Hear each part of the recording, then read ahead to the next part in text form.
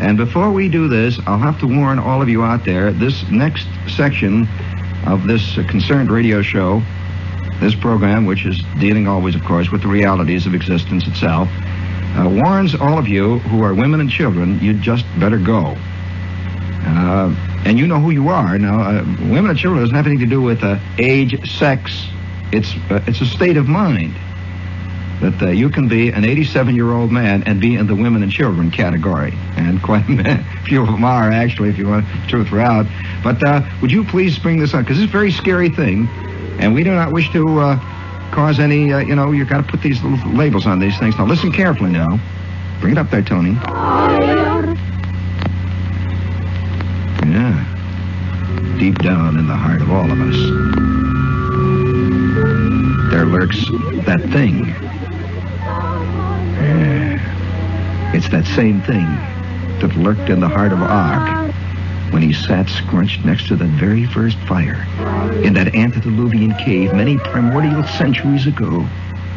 I looked out over the dark, sweeping landscape with the screaming wind howling through the trees and the great crashes of thunder and the rolling storms of rain roaring against his rock-bound cave. That early fear. Yeah. I hear you talking, Daddy. Akron, Ohio. In the twisted world of loneliness and twisted nightmares, Dale Spower wonders if the chase will ever end. It began 6 months ago with 7 steps to hell and a flying saucer named Floyd. Evil always comes clothed in such innocent packages. A flying saucer named Floyd. That's like meeting a monster gorilla named Howard. Yes, with great chromium fangs. In the pre-dawn hours of a gentle April morning, Sauer, a Portage County, Ohio Sheriff's deputy, chased the flying saucer 86 miles.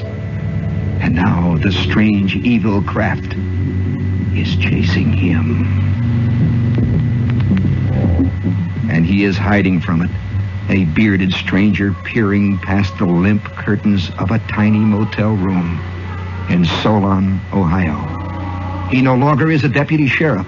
His marriage is shattered. He has lost 40 pounds. He lives on one bowl of Wheaties and a sandwich each day. Somehow it seems symbolic that it would be a bowl of Wheaties, the breakfast of champions. The same cereal that makes Reverend Bob Richards so springy and so irritating. As he walks 3 miles to an $80 a week painter's job, his motel room costs him $60 a week.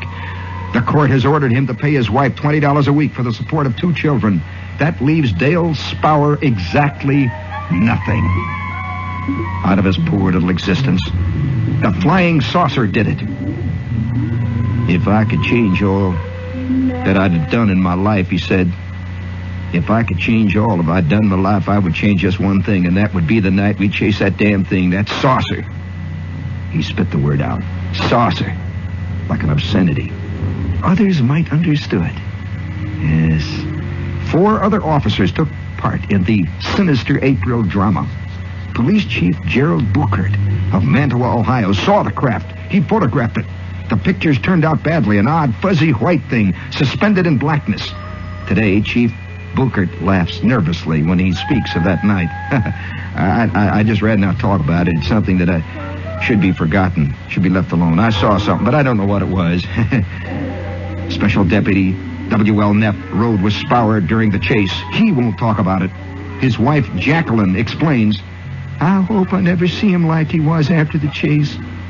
He was real white, almost in a state of shock. It was awful.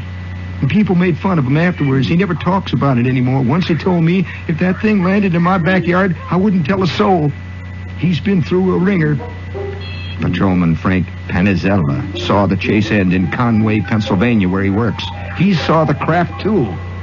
Now he is silent. Friends say that he had his telephone removed because of calls about that evil April morning. H. Wayne Houston was a police officer in East Palestine, Ohio. He had worked there 7 years. Several months after the saucer passed above him in the night, he resigned, going to Seattle, Washington, and is now driving a bus.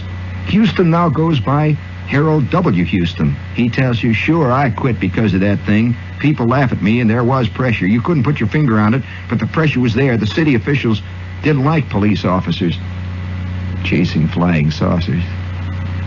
Thus, the story of the other officers.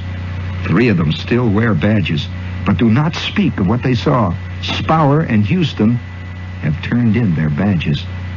And now, this very minute, Dale Spower hides in Solon, a fugitive from a flying saucer named Floyd. He cannot escape the strange craft. It remains with him, locked in his mind, reappearing in nightly sweating dreams that are a bizarre mixture of reality and fantasy. But that night, he is driving car number 13. Car number 13. Barney Neff is beside him. They're heading east along US 224 between Randolph and Atwater when they spot a red and white 1959 Ford alongside the road. Barney and Dale stop to check it out. The car is filled with walkie-talkies and other emblems. A strange thing is painted on the side, a triangle with a bolt of lightning inside it. Above the emblem is written, 7 steps to hell. Suddenly, Spower hears a humming sound behind him. He turns, sees a huge, saucer-shaped craft rising out of the woods. The entire underside of the craft gleams with an intense, purple-white light. Spower calls to Barney, who turns, sees the craft, and then stands paralyzed.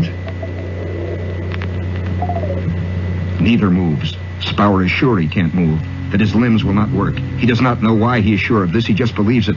The ship rises to about 150 feet and moves directly over the patrol car. Both men feel warm, pleasing heat from the light blazing from the bottom of the craft. But the light is so intense that tears stream from their eyes. Spower thinks about moving back to the car, yet he does not. Some trace of a thought which seems to tell him that if he touches the car, it will disappear. Then the saucer moves away from the car and stops. As though on command, both men race to the cruiser. Later, Spower thinks that is strange, that both would move at exactly the same instant. Spower radios in, telling the desk man what he's seen. Other reports have already flared out over the radio from all over the county. Shoot it, the radio man tells Spower. Then, again, some strange feeling tells Spower not to get out of the cruiser and shoot at the craft. He would be in danger. It is now about 50 feet across and perhaps 15 to 20 feet high. On top of it is a large dome. An antenna juts out from the rear part of the dome. The night sergeant comes on the radio and tells Spower to chase it. The craft moves away, and Spower follows it, slowly at first, and then faster and faster and faster and faster. Later, he hit speeds of more than 100 miles an hour, racing eastward through Ohio and into Pennsylvania. The craft seems to be letting Spower follow it. It waits for him at intersections. Once it seems to double back when he is forced to turn away from its eastward path. Finally, after the sun has risen, the chase ends near Pittsburgh when power runs out of gas.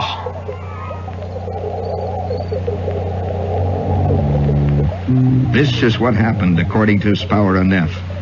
Now, every night, Spower relives the chase in a twisting, turning, sweating nightmare. But in his dream, car 13 vanishes, disappears when he touches it. And then Spower stands alone beneath the huge ship. At this moment, he awakens in his motel room, shivering and wet. He lies there for a minute, just stares at the ceiling, and tries to fall asleep again.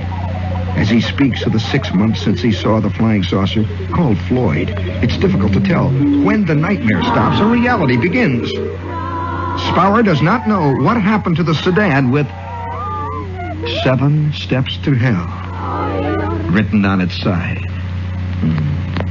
After the chase, his daily routine was washed away in a sea of reporters, television cameramen, Air Force investigators, government officials, strange letters from places like Little Rabbit, Arkansas, and Australia that told him what to do if the little green men tried to contact him.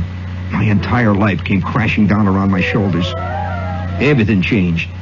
I still don't really know what happened, but suddenly it was as though everybody owned me and I no longer had anything for myself, my wife, my home, my children. They all seemed to fade away and mean nothing. Something happened to Dale, said his wife. I don't know what it was. He come home that day and I never saw him more frightened before. He just acted strange and listless, just sat around and looked pale. Then later he got real nervous. He started to run away. He just disappeared for days and days. I wouldn't see him. Our marriage fell apart. All sorts of people come to the house, investigative reporters. They kept hounding him. They hounded him right into the ground, and he changed. Then one night, Dale came home very late. He isn't sure what happened. He walked into the living room. There were some other people there. Things were very tense, very confused. He grabbed his wife and shook her hard. He kept shaking her. It left big, ugly bruises on her arms. He doesn't know how or why. That was the end of July. Denise filed assault and battery charges. Dale was jailed. He turned in his badge. A newspaper printed a story about the deputy who chased the flying saucer, being jailed for beating his wife. And when he got out of jail, Dale left town, turned his back on everything. But the saucers followed him, locked in his dreams. In Ravenna, Ohio, Denise, his ex-wife, can only say, Dale is a lost soul. Everything is finished for us. In Solon, Dale said, I've become a freak. I'm so damn lonely. Look at me, 34 years old, and what do I have? Nothing. Who knows me? To everyone, I'm Dale Spower, the nut who chased a flying saucer. My father called me several weeks ago. A long time ago, we had a fight. I hadn't heard from him for years. And then he calls me after years. Do you think he called to ask me how I was? To say I love you, son? To see if I wanted to go fishing or something? Hell no. He wanted to know if I'd seen more flying saucers. I tried to go to church for help. I went to church, and the minister introduced me to the congregation. He said, we have the man here who chased a flying saucer with us today. And I got up and left. Dale Spower wept as he told what the flying saucer named Floyd has done to him. He calls it Floyd because he saw it once more while he was still working for the sheriff's department. The radio operators knew civilians were monitoring their broadcast, so they agreed to use a code name if the flying saucer was seen again. They called it Floyd, Dale Spower's middle name. Dale was driving east on Interstate 80S one night in June. He looked up. There it was. Floyd's here with me, he whispered into the car radio. Then he parked the car and sat there, alone. This time, Barney Neff was not with him. Dale did not look out of the window. He just stared at the floor of the cruiser, sat there for nearly 15 minutes, not looking outside, not wanting to see Floyd. When he looked up, Floyd had disappeared. Yet it follows him and has ruined his life. This he believes.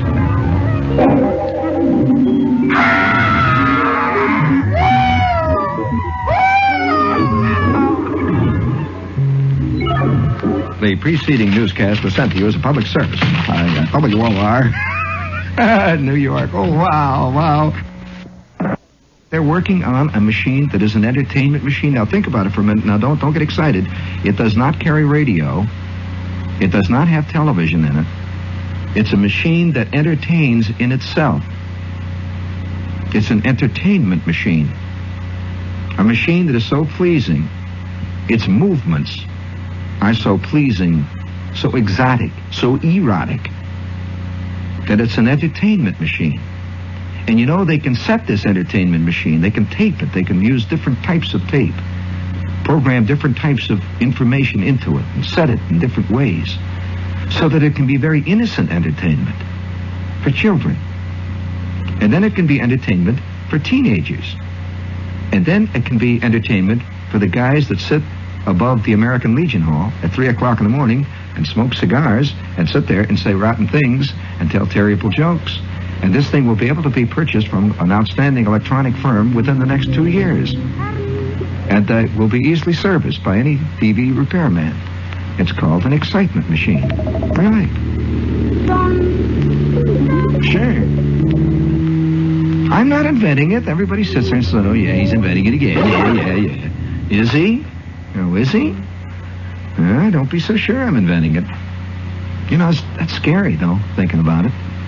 And a lot of things are scary, you know, thinking about it. And I'm going to tell you something that I've never told anybody, actually. No, I'm serious. I am back home from the Army. And reading this story about this poor guy that got caught in this terrible bind with the flying saucer. And I would like to add another note to this, that this happened last April 17th. And the editor's note attached to that story, which was an AP story, reads, last April, hundreds of people in Ohio reported sighting this unidentified flying object. So this guy wasn't the only one that saw it. The Air Force said it was a satellite. But whatever it was, the encounter with this phenomenon proved a strange, grim turning point in the life of a deputy sheriff from Ravenna, Ohio. So that actually happened. It was not an invented story. And I'm going to tell you a strange story of a thing that happened to me, which, one of those things that I remember telling about it when I got home. And this was before anybody had ever said anything about flying saucers. I don't think I was out of the Army 3 days, Tony. I just gotten out. And I was on my way to the VA, the Veterans Administration. I was there. I was working for some kind of handout. They give down there, the 5220 club or some kind of cockamamie deal I was trying to work on. Fill out all the forms, and they sell me another pair of combat boots, or they give me something. And I was just riding along there in that bus. And I went into the VA, and I sat down. There were about maybe 150, maybe 200 other ex-GIs, all sitting in a great big room. And we still had on our field jackets. And a couple of guys were sitting there, they still had on their, hey, come on, let's go here, boy. A couple of them still had their sailor suits on. A couple of Marines sitting in there. And we're all sitting in this big room, and up in front, there's a couple of desks, 2 or 3 civilians sitting around. And they were calling our names out one after the other. And those long, that terrible feeling of being caught in something very official? You just sit, you read the paper, and you work the crossword puzzle, and you sort of drowse off. That smell that you smell in official buildings like post offices and courts and places where you go to pay your tax. The unemployment office, that's a great one. Those long humming hours, and you hear a fan somewhere going someplace and doors closing and people talking and guys walking around, and the walls are always kind of brown and grayish colored, and the lights are yellow, and the windows are gray, and the floors are always made out of marble, so that when people walk, it goes clack, clack, clack, clack, and you sit on this bench, and it's made so that it pokes you right in the kidney. Got a special thing, and you have to keep getting up, and you keep walking to the door and saying, where is it? And they tell you, and you go down, and you come back, and you sit down, and it goes on and on. So I'm sitting there saying, I'm still dressed in my GI uniform, I got my field jacket on, and my old shoes there, and drowsing off, and I didn't know anybody, just a lot of guys sitting around, and they kept calling their names out, and the guy who was called would get up and sit there by the desk, and he'd bend over, and they'd look at papers, and I get itchy when I think of that stuff, I hate that kind of scene. Going down and filling out something for a license just bugs me. I hate that. I really do. That whole official world is just no wonder Kafka had the feeling that Kafka had about that scene. Boy, the office. Everybody there. Nobody knows what the papers are. They just pass them around. They keep saying, go down to aisle 7. The man in cage 4. And he looks out at you and says, no, you don't have it filled in right. You have to go back to cage 3. And you get in another line. And then there's a little fat lady who looks at you and says, no, we can't take those on Tuesday. And you say, what do you mean, Tuesday? She said, well, don't you read right out the bottom? It says cage 3 does not operate on Tuesday. You'll have to go down to aisle 6, go down and ask for Mr. Morrissey down there. And there's a long line in front of Morrissey. And, oh, wow, what a cockamamie thing. Oh, yeah, I can feel, woo! Excuse me. That's after a long lifetime spent fighting desks and standing in front of cages and looking in through windows and passing papers back and forth. And so I was standing around in this room there, looking out of the window, and they always have these big radiators, the kind of big ones and they go hot, and you're kind of itchy, and my uniform's scratching a little bit. Guys are coming up and asking me for a match, and I don't smoke. I don't have a match, and they keep looking at me like I'm nutty. What is it? You don't smoke? What are you, nut? What is it, man, huh? They figure that I should have a pink uniform on it. What is it? What is it? One of them guys? And I said, I don't smoke. You want to fight about a Mac? All right. We're still in the Army syndrome, and so now, after about 17 hours of sitting on my you-know-what and getting itchy and so on, they start turning the lights out. And the guy up in the front says, all you men whose names weren't called today, come on back tomorrow. That'll be all for today. I'm sorry, but we just don't have any more time. We close here at 5 o'clock. And I look at my watch. It's 10 minutes to 4. You know how they are in these places. They start closing up. They want to make sure all the drawers are closed, and they keep walking back and forth. And they want to make sure they finished all their sandwiches from lunch and stuff, so they start closing up. Well, then I'm out in the air now, see. Little realizing a very eerie experience is about to occur to me. My head is half asleep. My behind is half asleep. One foot is asleep. I'm walking along. Now I'm standing on the corner waiting for the bus. There's a lot of other guys, raggle-taggle bunch of steel workers and a couple of fat ladies with big shopping bags with bones or something in them. There's people that always carry these shopping bags with big pieces of paper, and you see comics sticking out and bones, and there's a foot sticking out of the bag, the whole scene. And so I'm standing there waiting. And this is a true story. I'm not inventing this at all. So finally the bus comes along. Now remember, this is a steel mill area. This is the southern part of Chicago. The northern part of Indiana, the belching furnaces for miles around. Have you noticed they always describe furnaces as belching? Well, they really more like burp. They don't really belch. And for miles around, you see the coal dust and the blast furnace dust and the crud, and it's gray. And I wonder how many days each one of us has stored way back in our mind file catalog, that memory file. Days when we were totally out of it. You couldn't conceivably remember. I wonder what would happen. Do you ever get this thought? I don't, or am I the only type that gets this kind of thought? I'm walking around, doing something once in a while. I'm just doing something. Just walking, just breathing. And suddenly it occurs to me, if 3 years from now, I was suddenly put right back in this scene, this very minute, right at this very point in time, I wonder if I'd remember this. Can you think of all the places that if I were to pop you back into it, that you have been, maybe eaten a meal, maybe even slept all night? If I threw you back in there, you wouldn't even remember a bit about it. Wouldn't remember it at all. You'd say, what is this place? I'd say, don't you remember this place? Why, don't you remember, what was her name? I think it was Eleanor, wasn't it? Why, that was the whole weekend. And you don't remember this place? Don't you remember that John was over there under the stairs to the left? And you say, must have been somebody else. That's right, it was. It was the other self. It was that dead, walking around, breathing self. That self that has no memories, nothing. And so there I am. I'm going through one of those days. I'm just sort of half dead. And I get into the bus. The big bus, big comes along, marked. That little moment of victory after you've been waiting for about an hour and a half for the bus, and it actually comes. That's one of those life's little great feelings, And the bus comes along, and the door goes slamming open. I go in, and I go clumping back. And now I'm sitting in the very last part of the bus. When you sit in the back, all the way over by the window, and you got your feet up in that big well over the, the wheels, where the wheels are, and your feet are sticking way up. I always sit in the back, I see. So I'm sitting there with my boots on and my field jacket. And my only concession to civilian life is I'm not wearing my cap, I don't have the overseas cap. So I'm just sitting there, and I'm looking out of the back window of the bus. It's kind of dirty. We're driving along, and we're in about 87 million cars now that are coming back from the steel mill. And the shift is changing, and it's gray, and it's starting to rain a little bit. And it's getting just a little bit dark. It was, about 5:30, 5:45, something like that. It's kind of gray out.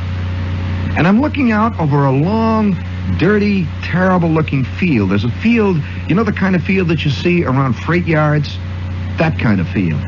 Some little brown weeds and a lot of tin cans and old oil drums and wrecked cars and a couple of sheds. And you could see some tracks going off into the distance. A lot of signal flare, big signal towers and high-tension towers. And I'm sitting in the back of this thing looking out when all of a sudden, without any warning, it happened. This fantastic moment. I couldn't believe what I was seeing. Absolutely could not believe what I was seeing. And to this day, I don't know what I saw. I saw something silver. It just skimmed right over the field. Just skimmed right across the field, and I looked around. Nobody else sees it. Skimmed right across the field, and it went... And it was gone. So help me, this silver, round thing, I saw it. It skimmed right across the field and then just went straight up in the air and was gone. I thought at first it was an airplane crashing. Then I thought somebody had thrown something, but it was glowing. So help me, I feel very foolish telling you this story. Don't ever let it get back to Long John. I'm telling you. I saw this thing, and it just disappeared. Went up in the air and gone. I sat there. I couldn't believe it. And I looked around, and nobody else saw it. They're all sitting there, you know. The people are guys. One guy's eating a salami sandwich, and another guy's asleep. There's a lady sitting there looking at her horoscope, and the bus is rattling along over the railroad tracks. And to this day, I always, whenever I read those stories about what people have seen, and these stories come true, I always remember that afternoon. But the term flying saucer had not been coined then. That was the next year. The flying saucers began to be talked of. The next year that all started. But I saw this thing. I know it, you know.